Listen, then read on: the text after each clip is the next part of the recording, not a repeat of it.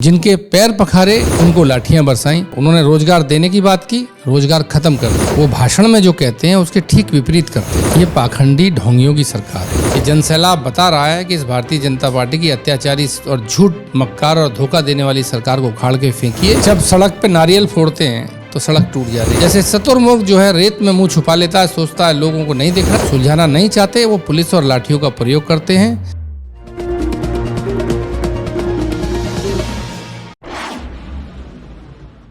उत्तर प्रदेश में समाजवादी पार्टी पूरी तैयारी के साथ 2022 में सत्ता में वापसी के लिए जुट गई है। पूर्व मुख्यमंत्री और समाजवादी पार्टी के मुखिया अखिलेश यादव की अगुवाई में जातीय समीकरण के साथ साथ विकास के मुद्दों पर भी इस बार समाजवादी पार्टी चुनाव लड़ने की तैयारी में है। लगातार रथ यात्राओं में, विजय रथ यात्राओं में जनसैलाब उमड़ रहा है।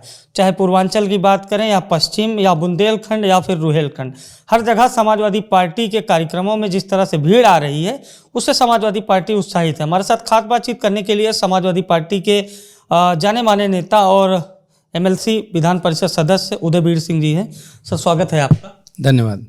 सबसे पहला सवाल रथ यात्रा से ही शुरू करते हैं। जिस तरह जनसैलाब उमड़ रहा है, इस पे आप क्या कहेंगे? किस बात का संकेत दे रहा है? जब से माननीय अखिलेश यादव जी निकले हैं तो प्रदेश की जनता जो पिछले 4.5 साल से त्रस्त है और जिसने ये महसूस किया है कि 12 से 17 के बीच में अखिलेश यादव जी ने जितनी भी अच्छी योजनाएं शुरू की थी, चाहे वो विकास की, इंफ्रास्ट्रक्चर डेवलपमेंट की हों, बिजली की हों, रोजगार सृजन के काम हों या और राहत देने के काम हों, वो सब बंद पड़े हैं। तो जनता उमड़ के आ रही है और जनता ये चाह रही है, ये जनसैलाब बता रहा है कि इस भारतीय जनता पार्टी की अत्याचारी और झूठ, मक्कार और धोखा देने वाली सरकार को उखाड़ के फेंकिए और एक जन इच्छाओं की, जन आकांक्षाओं को पूरा करने वाली सरकार माननीय अखिलेश यादव जी के नेतृत्व में बने। इसलिए इतना समर्थन दिख रहा है और कार्यकर्ता भी इस समर्थन से उत्साहित है। 2019 में सपा बसपा का गठबंधन हुआ। समाजवादी पार्टी का वोट बैंक और बसपा का वोट बैंक आपस में मिले, लेकिन जो बीच का वोट बैंक है, राजभर, साक्य, सैनी, मौर्य, कुशवाहा, कुर्मी, कोयरी, ये वोट बैंक कहीं ना कहीं इस गठबंधन से दूर हो गया और बीजेपी के खाते में चला गया। अब इसको साधने के लिए समाजवादी पार्टी केशवदेव मौर्य, ओम प्रकाश राजभर, संजय सिंह चौहान, अपना दल की कमेरा गुट की कृष्णा पटेल, कहीं ना कहीं चंद्रशेखर आज़ाद और जयंत चौधरी, ये जो बड़ा समीकरण बन रहा है, जो छोटी छोटी पार्टियां हैं जो बड़ा खेल कर सकती, इस पर क्या कहेंगे? ये कितना सफल होगी? देखिए, 2019 में सपा बसपा गठबंधन था और ज़मीन पे देखेंगे तो व्यवहारिक रूप से ये गठबंधन आज भी जारी है, क्योंकि बहुजन समाज पार्टी का जो वोटर है उसका भी शोषण हुआ है, उस पर भी अत्याचार हो रहा है। वो भी चाहता है कि भारतीय जनता पार्टी की सरकार को उखाड़ के फेंकिए।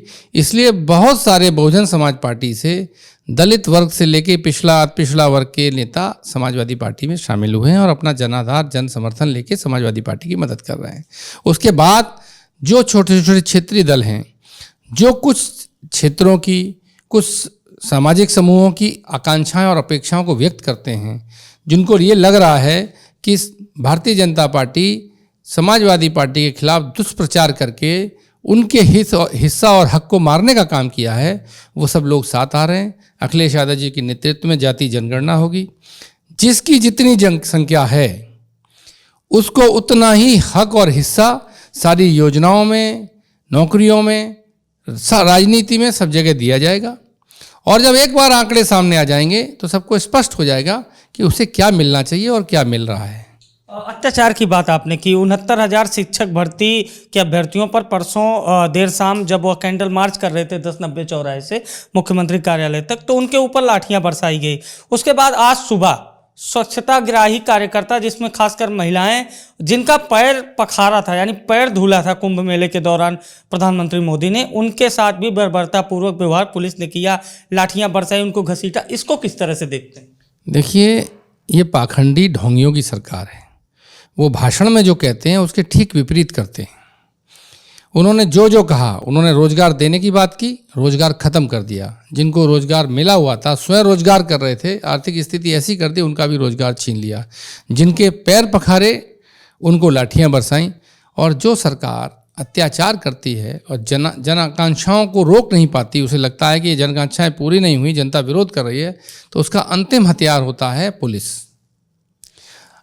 जो सरकार पे कुछ काम होता है, कुछ स्कीम होती हैं, कुछ योजना होती हैं, वो सुनती है, उन्हें समस्याओं को सुलझाती है। और जो समस्याओं को दबाना चाहते हैं, सुलझाना नहीं चाहते, वो पुलिस और लाठियों का प्रयोग करते हैं। किसी भी सरकार के जाने का ये लक्षण है जब उसके मुख्यमंत्री, उसके अधिकारी परेशान हो जाएं और लाठी उठा लें, तो आप समझ लीजिए कि सरकार जा रही है। ये इसी तरह रोकने की कोशिश है जैसे शुतुरमुर्ग जो है रेत में मुंह छुपा लेता है, सोचता है लोगों को नहीं दिख रहा, लेकिन लोगों को वो दिखता है। जनता को लाठियों से आप डरा नहीं सकते। जितनी लाठी मारी हैं उससे कई गुना ज़्यादा गुस्से के साथ और बदला लेने के लिए ये सारे बेरोजगार, महंगाई के मारे किसान, पीड़ित, शोषित सब वोट करेंगे और ऐतिहासिक मैंडेट से भारतीय जनता पार्टी की सरकार को हरा के अखिलेश जी को के नेतृत्व में सरकार। अंतिम सवाल, आपने भाषण की बात की और बीजेपी के, उनके भाषण में आजकल जिन्ना और खासकर लुंगी और टोपी और यही सब चल रहा है, इसको किस तरीके से देखते हैं? जब सड़क पे नारियल फोड़ते हैं तो सड़क टूट जा रही है। भ्रष्टाचार का ये हाल है कि केशव मौर्य ने खुद चिट्ठी लिखी, उस मामले में भी जांच नहीं हुई। तो ऐसा कोई सकारात्मक काम नहीं है जिसको ये बता सकें, इसलिए चुनाव को डाइवर्ट करना चाहते हैं। और केशव मौर्य जी जब से उप मुख्यमंत्री बने हैं, उन्हें लगता है कि लुंगी की वजह से उनका उप रह गया, वरना वो मुख्यमंत्री बन जाते। तो लुंगी से वो शुरू से परेशान हैं और उनकी नेम प्लेट तोड़, किसकी लुंगी की वजह से? नहीं, उनकी नेम प्लेट तोड़ दी गई, उनको निकाल, उनका दफ्तर छीन लिया गया, उनके विभाग की फाइलें मुख्यमंत्री अपने यहाँ तलब करते रहे। तो उस लुंगी वाले से परेशान हैं जिस पे 18 मुकदमे थे, जिसने खुद अपने मुकदमे वापस लिए। इसलिए लुंगी वालों को जो बोल रहे हैं, वो शब्द का जो प्रयोग किया उन्होंने, वो 18 मुकदमे देखने के कारण किया है और वो अपनी सरकार के लुंगी वाले से परेशान हैं। सीधा गाली नहीं दे सकते, इसलिए थोड़ा घुमा के कह रहे हैं। समाजवादी पार्टी कितनी सीटें लेके आ रही? आपको मालूम है, राष्ट्रीय अध्यक्ष जी ने बताया है, जनता इतने गुस्से में है, इतनी उसको समाजवादी पार्टी से आशा अपेक्षा है इस गठबंधन से कि 400 सीटें भी आ जाएं तो कोई बड़ी बात नहीं होगी। तो ये थे हमारे साथ समाजवादी पार्टी के नेता और विधान परिषद यानी MLC उदयवीर सिंह, जिन्होंने तमाम सारे मुद्दों पर खुलकर अपनी राय रखी और बताया कि समाजवादी पार्टी के बहुमत के साथ उत्तर प्रदेश में सरकार बनेगी। कैमरा पर्सन सूर्या के साथ अभिषेक शर्मा, द यूपी खबर, लखनऊ।